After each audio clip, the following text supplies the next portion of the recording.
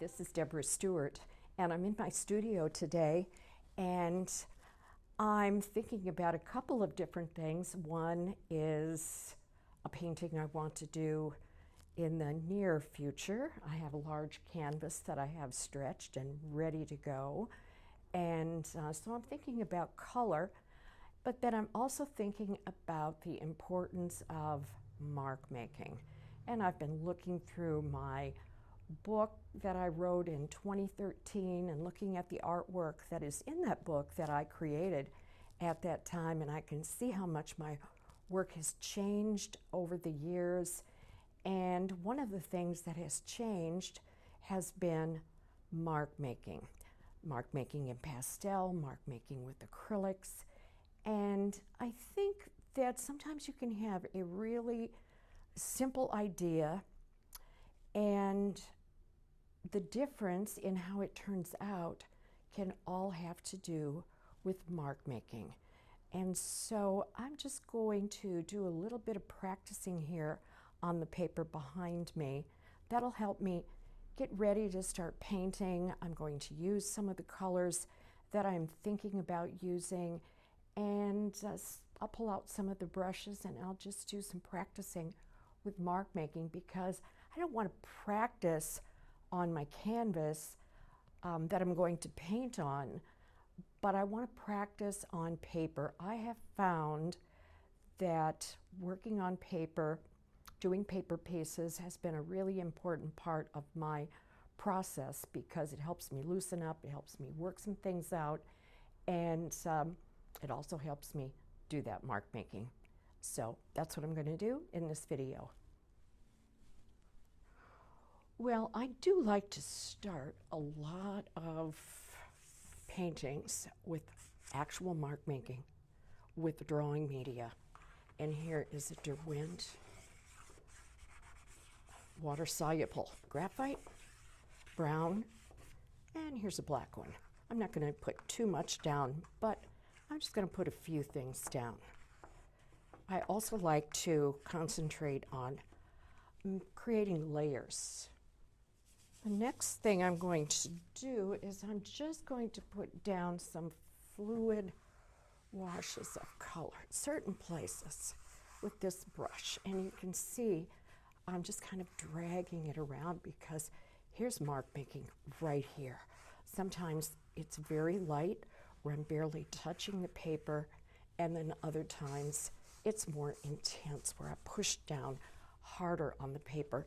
And also I'm going to add just some water and let some of that drip a little bit. I'm going to put some other color in here too, but I like to leave those white spaces.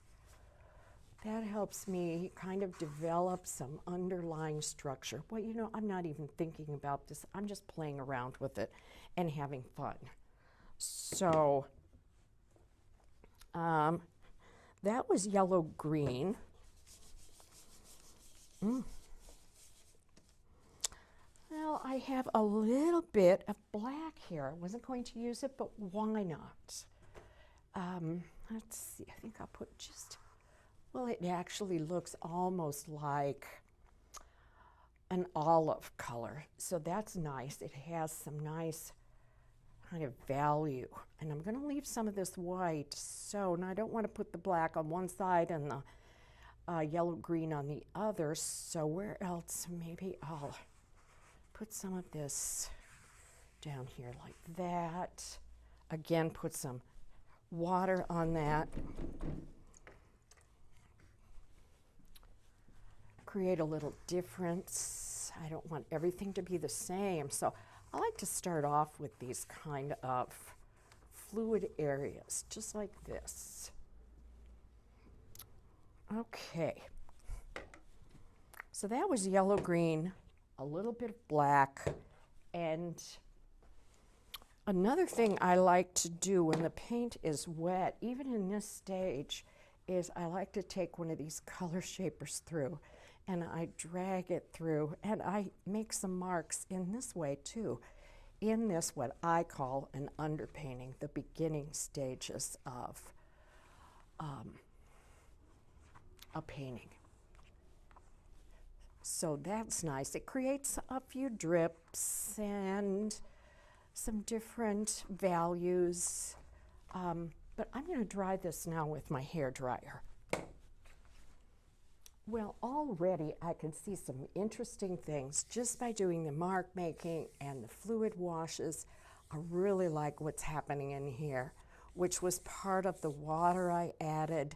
And so it makes some really nice kind of light greenish gray, which I really like. I think I will start putting in some paint. And as I look at this, I don't see any edges that are like hard edges. I'm not going to try to color things in. I want to keep different kinds of layers in this painting on paper. I want some transparent, I want some thin, some thick, you know, all sorts of things that I can do with brushes and color shapers. Now, it's taken me a while to figure out how to do some of that. It's not something that I figured out right away. So it's all come from trial and error and also throwing away a lot of paintings. So I think I'm going to put in maybe a little bit of gray right now. Well, I have a couple of different brushes that I'm going to use, and I have a flat and I have a round because I want some different kinds of marks. So maybe the first thing I'll do is take this round and make some lines with it.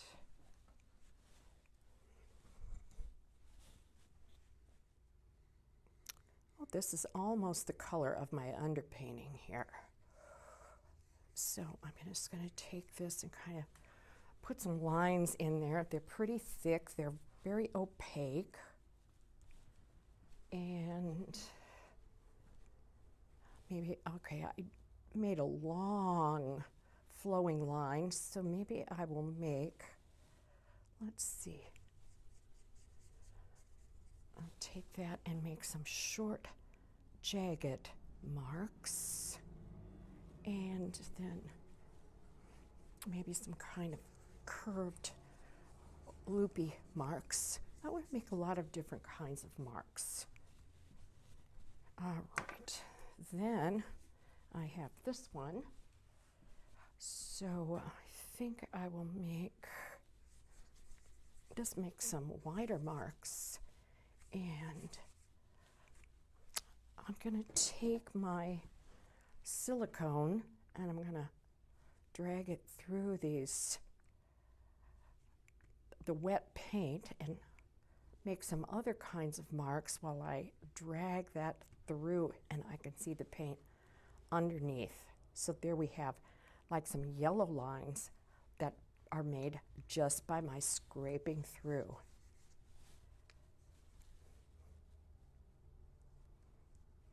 All right, well, I have a lot of, you know, gray there, and I don't want to go overboard on that gray, even though it's a really great color. So next I am going to put in,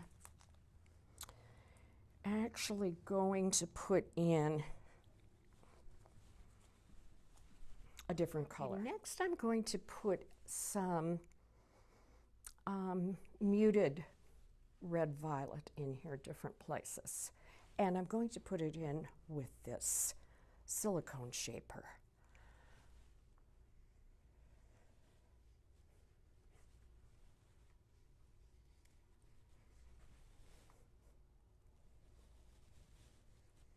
I put some matte medium in there, thinned it down. Oh, again, I like dragging this through there.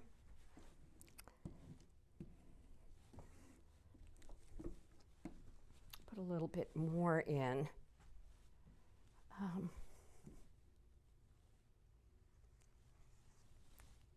I like the, you know, the shape that it makes. You know, I don't try to color in. Again, when I dig through it with the side That's nice. Now I could take a fan brush, which I have right here, and I could loosen up one of the edges a little bit. Maybe I can loosen this edge up a little bit, blend it in to the area around it so that it's not such a sharp edge. I could do the same down here.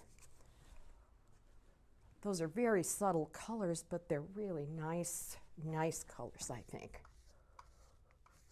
Okay.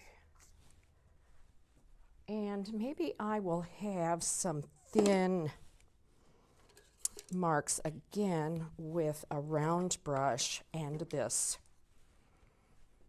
muted red violet.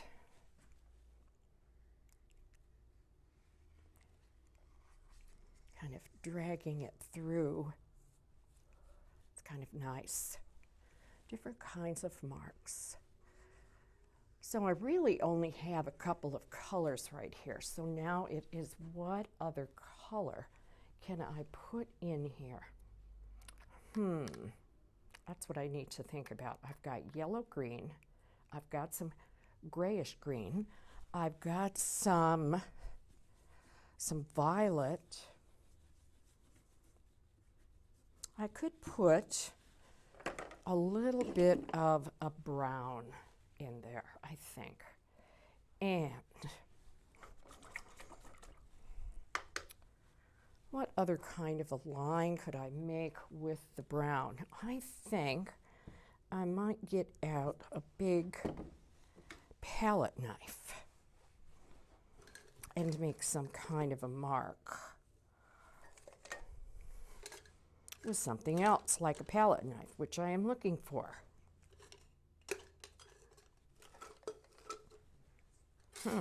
Which I can't find. So I guess I'll use this thing. It's around here someplace. Let's see, where can I put this? Maybe right in here. Different kind of a mark. That's kind of nice. I like that. Kind of a dark value right there. And where else could I put that? Where else could I add this? I think I might add it right in here and pull it over some of these areas. Again, scraping through it, different places. That's kind of nice.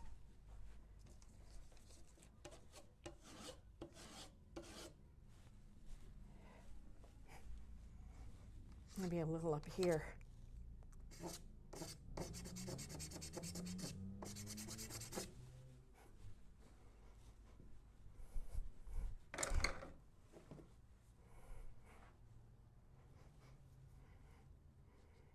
Okay. Well, this is a bit more subtle than what I had planned on doing, but it's okay for this demonstration. You know, I can also put paint down with this. I like to mix paint, and I also like to put paint down with this. So put a little bit brighter color to make that area stand out, and let me put that somewhere else, maybe with another line up on top, because it's very light up there. So I put it here. Where else can I put it? Maybe I'll put it up here and make some different kinds of marks. I could even do a splat. I could even, you know, make a splatter. Maybe with a fan brush. I'll try that. See what happens. All right. Somebody asked me if I ever did that. Well, there you go. I just did it. So